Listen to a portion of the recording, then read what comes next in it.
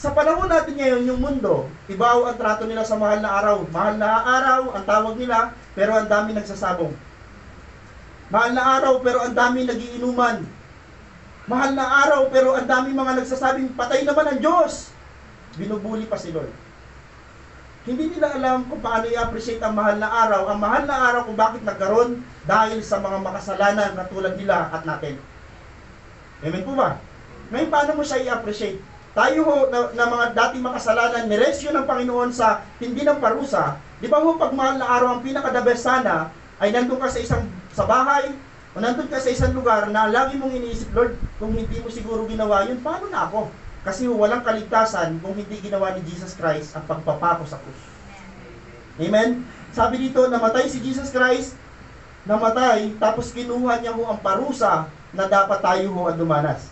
Jesus is truly the Lamb of God who takes away the sins of the world. Yun ang patunay na si Yesu Cristo ang kordero ng Diyos na nag-aalis ng kasalanan ng sangkatauhan.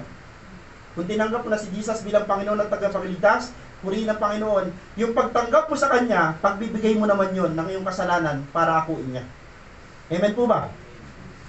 Grabe ano, binigay mo sa Kanya yung buhay mo, kinuha ng Panginoon lahat ng mga bagay na masasama, marurumi, nilagay niya sa Kanya at nilagay sa iyo yung pinakamagagandang bagay. Hindi lang kaligtasan ang ino-offer ng Panginoon sa atin. Ini-offer din sa atin ng Panginoon yung buhay na walang hanggan at kayamanan sa langit. Alam niyo ba ang mana natin? Hindi maliliit na bahay.